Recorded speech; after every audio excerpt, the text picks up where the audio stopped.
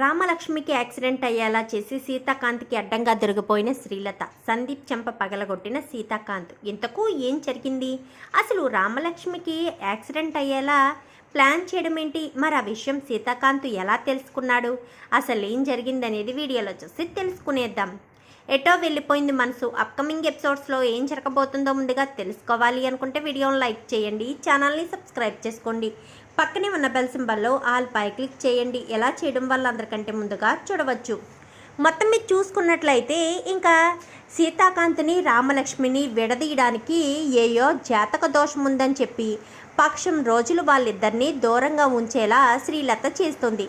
ఇంకా అంతా చేసేసరికి సరే ఇప్పుడు మీరు వేసిన ప్లాన్ ఇప్పుడు వర్కౌట్ అయింది, రేపు నేనేదైనా చేస్తే అది కూడా మీ అబ్బాయి నమ్ముతారు కదా అని చెప్పి ఇంకా శ్రీలత ముందు షాక్ ఇచ్చి మరి రామలక్ష్మి వెళ్ళిపోయేసరికి, ఏంటత్తయ్య మీరు ఏ ప్లాన్ చేసినా ఇలా తుస్మంటుంది ఏంటి అంటూ శ్రీవల్లి మాట్లాడేసరికి, ఏంటి శ్రీవల్లి అంటే నాకు ఏది చేత కాదనా అని చెప్పాను. కానీ మీరిప్పుడు చేసేది మీకు చేతనవుతుందేమో, తర్వాత మీరు ఏదైనా చేయాలి అనుకుంటే ఏమీ చేయలేరేమో అత్తయ్య, ఒక నెల రోజులు ఆపుతారు, మరి ఆ తర్వాత మీరు ఆపితే మాత్రం ఆగుతారా? వాళ్ళిద్దరూ కొత్తగా పెళ్ళయించంట, ఇద్దరు ఒకరంటే ఒకరు బాగా ఇష్టపడుతున్నారు, ఒకరి మనసులో ప్రేమ మరొకరు చెప్పుకోలేదు, అలా చెప్పుకున్న మరుక్షణం వాళ్ళిద్దరూ ఒకటైపోతే పిల్లలు పుట్టేస్తే అప్పుడు ఇంకా మా ఆయన నేను ఇలా ఒంటరిగా ఇలా వాళ్ళకి ఊడిగం చేసుకుంటూ ఉండడమే, మీరు కాస్త ఇలాగే ప్లాన్లు వేసి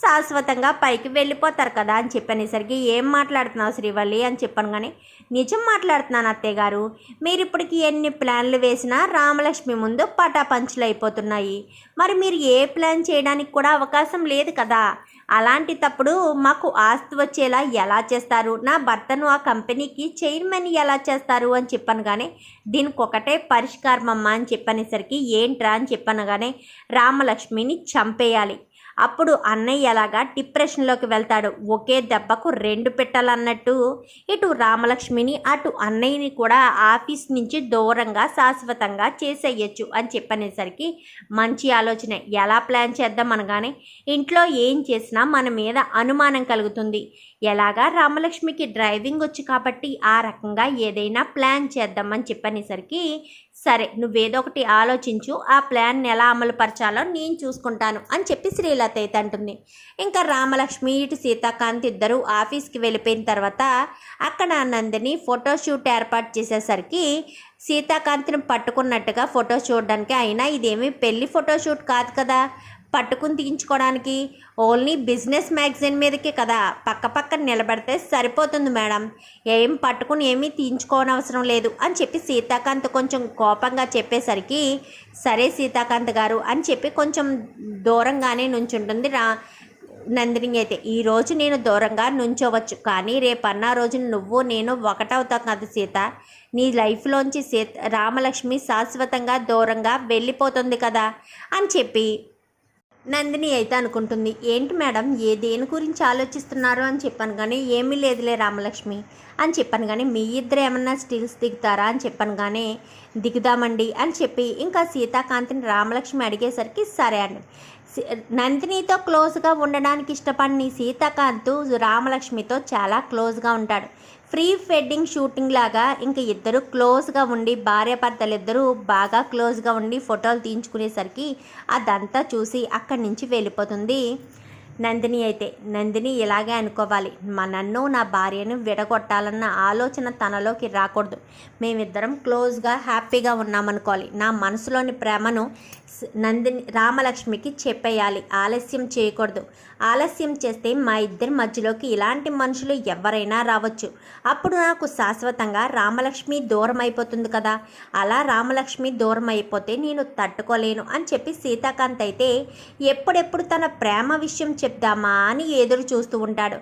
ఒకరోజు అలాగే సీతాకాంత్ ఎవరికీ చెప్పకుండా రామలక్ష్మికి తనకు ఒక ఫామ్ హౌస్లో ఫస్ట్ నైట్ కోసమని అక్కడ అంతా కూడా డెకరేట్ చేసి రామలక్ష్మిని ఇన్వైట్ చేద్దామనుకుని సీతాకాంత్ అక్కడికి వెళ్ళిపోతాడు. అక్కడికి వెళ్ళిపోయిన తర్వాత ఎందుకో ఫోన్ చేస్తుంది శ్రీలత అయితే. ఫోన్ కలవదు, ఎందుకంటే ఫామ్ హౌస్లో సరిగ్గా సిగ్నల్ లేకపోవడం వల్ల ఫోన్ కలవకపోయేసరికి ఇదే సరైన సమయం. సీతాకాంత్ ఫోన్ పని చేయడం లేదు. ఇప్పుడు సీతాకాంత్కి ఏదో జరిగిందని మనం క్రియేట్ చేస్తే రామలక్ష్మి ఇక్కడి నుంచి వెళ్తుంది కదా, తను ఫోన్ ట్రై చేసినా ఫోన్ కలవదు అని చెప్పి అనుకుని వెంటనే ఏం జరిగింది అత్తయ్య గారు, కంగారు పడిపోతున్నారు అంటూ శ్రీవల్లి అనగానే సీతాకాంత్కి ఏదైనా జరిగిందేమో, యాక్సిడెంట్ అయిందేమోనని నా మనసు ఎందుకో ఆందోళనగా ఉంది. సీతాకాంత్కి ఫోన్ చేస్తుంటే పని చేయడం లేదు అని చెప్పి ఇంకా మాట్లాడుకుంటూ ఉండగా వాళ్ళ మాటలైతే రామలక్ష్మి విని కంగారు పడిపోతుంది. వెంటనే సీతాకాంత్కి ఫోన్ చేసేసరికి ఫోన్ కలవదు. ఎందుకంటే ఫామ్ హౌస్లోనే ఉంటాడు కాబట్టి. ఏంటిది సార్ ఫోన్ కలవట్లేదు, అత్తయ్య గారికి వచ్చింది నిజమేనా, భ్రమ కాదా, ఆవిడ కల్పించి చెప్పడం లేదా, అయినా సీతా సార్ ఎక్కడున్నారు అని చెప్పి ఇంకా టెన్షన్గానే బయలుదేరిపోతుంది. ఎలాగా రామలక్ష్మి కారులో బయలుదేరుతుందన్న విషయం తెలుసుకున్న సందీప్ కాస్త బ్రేక్ వైర్స్ కట్ చేసేస్తాడు. ఇంకా రామలక్ష్మి వెనక ముందు ఆలోచించకుండా ఇంకా ఫోన్ తీసుకుని బయలుదేరిపోయేసరికి చాలా కంగారుగా వెళ్తుంది. సీతా సార్కి ఏమైందో ఏం జరిగిందో అని చెప్పి చాలా టెన్షన్ పడుతూ ఉండగా ఇంకా కొంచెం అప్పుడు ఫామ్ హౌస్లో మొత్తం డెకరేషన్ అంతా కంప్లీట్ అయిపోయి సీతాకాంత్ బయటకు వచ్చేసరికి సిగ్నల్ వస్తుంది. ఇంకా వెంటనే రామలక్ష్మి మిస్ కాల్ కనిపించేసరికి రామలక్ష్మికి ఫోన్ చేస్తాడు. రామలక్ష్మి సార్ మీకేమైంది సార్, మీకు ఏదో ప్రమాదమైంది, యాక్సిడెంట్ అయినట్టు అనగానే నాకేం కాలేదు రామలక్ష్మి, మరి మీ ఫోన్ పని చేయలేదు అనగా నేను ఫామ్ హౌస్లో ఉన్నాను, ఫామ్ హౌస్లో ఉంటే సిగ్నల్ అందదని నీకు తెలుసు కదా, నువ్వెందుకు అంత టెన్షన్ పడుతున్నావు అని చెప్పాను. కానీ సార్ మీ దగ్గరికే వస్తున్నాను అని చెప్పనేసరికి ఎందుకు రామలక్ష్మి నువ్వు వెనక్కి వెళ్ళిపో, నేను వచ్చేస్తాను అని చెప్పనేసరికి సార్ అని చెప్పాను. కానీ ఏమైంది, ఎందుకంత టెన్షన్గా మాట్లాడుతున్నావు అనగానే బ్రేక్స్ పడట్లేదు అని చెప్పనేసరికి ఒక్కసారిగా షాక్ అయిపోతాడు సీతాకాంత్. ఏంటి బ్రేక్స్ పడట్లేదా, వీడియో కాల్ చేస్తానని వెంటనే వీడియో కాల్ చేసేసరికి ఏం జరిగింది రామలక్ష్మి అనగానే సార్ బ్రేక్స్ పడట్లేదు సార్ అని ఇంకా రామలక్ష్మి ముఖంలో టెన్షన్గా కనిపిస్తూ ఉంటుంది. సార్ నాకు తెలిసిపోతుంది, నేను చనిపోతానని నాకు క్లియర్గా అర్థమవుతుంది, నేను చనిపోయిన తర్వాత అయినా మీకు ఈ నిజం చెప్పేవాళ్ళు ఉండరు, అందుకే మీకు ఈ నిజం చెప్పాలని అనుకుంటున్నాను. కానీ ఏంటి రామలక్ష్మి ఏంటా నిజం అని చెప్పనేసరికి మీరు అనుకున్నట్టుగా శ్రీలత అత్తయ్య మీ మీద ఎలాంటి ప్రేమ చూపించట్లేదు, మిమ్మల్ని ఒక సవితి కొడుకులాగే చూస్తున్నారు, అలాగే మిమ్మల్ని నమిత కేసులో ఇరికించింది కూడా శ్రీలత, ఇటు సందీప్ ఇద్దరు కూడా ఇరికించారు. అక్కడి నుంచి నేను విడిపించి తీసుకొచ్చినా నాకు నమిత చెప్పింది, అత్తయ్య గారి గురించి మీకు ఎంత చెప్పినా మీరు నమ్మరు, చనిపోయేటప్పుడు నేను చెప్తున్నాను కాబట్టి మీరు నమ్ముతారని నాకు అనిపిస్తుంది. ఇప్పటి వరకు ఇంట్లో జరిగిన ప్రతి ప్రాబ్లం అత్తయ్య గారు క్రియేట్ చేసిందే, మిమ్మల్ని చంపేసైనా సరే ఆ చైర్మన్ పోస్ట్లో మీ తమ్ముడిని కూర్చోపెట్టాలని, ఆస్తి మొత్తం తను దక్కించుకొని మిమ్మల్ని నడి రోడ్డు మీద నిలబెట్టాలన్నదే మీ అమ్మగారి ఆశయం అని చెప్పనేసరికి ఏంటి రామలక్ష్మి నువ్వేం మాట్లాడుతున్నావు అనగానే నిజం మాట్లాడుతున్నాను సార్, అర్థం చేసుకోండి అని చెప్పి ఇంకా రామలక్ష్మి అయితే వీడియో కాల్లోనే మొత్తం చెప్పేసి నేను చచ్చిపోతున్నాను అంటూ మాట్లాడుతూ ఉండగానే ఇంకా వెళ్ళి వెంటనే ఒక చెట్టుకైతే గుద్దేస్తుంది. అలాగా గుద్దేసి స్పృహ కోల్పోతూ ఇది చేసింది కూడా సందీప్ అయి ఉంటుందని చెప్పి మాట్లాడి స్పృహ కోల్పోయేసరికి వెంటనే సీతాకాంత్ రామలక్ష్మి ఎక్కడ ఉందో ఏంటో తెలుసుకుని గబగబా వెళ్ళి హాస్పిటల్కి తీసుకువెళ్తాడు. హాస్పిటల్కి తీసుకువెళ్ళేసరికి ఆ విషయం తెలుసుకున్న శ్రీలత, సందీప్ అందరూ కూడా హాస్పిటల్ దగ్గరికి వస్తారు. రావడంతో ఏమైంది నాన్న, ఏం జరిగిందని చెప్పాను. కానీ ఇంకా చాలమ్మా, నువ్వు నటించింది చాలు అని చెప్పనేసరికి ఏమైందిరా అని చెప్పాను. కానీ చాలు అని చెప్పానా అని చెప్పనేసరికి ఇక వెంటనే సందీప్ చెంప చిల్లు అనిపిస్తాడు.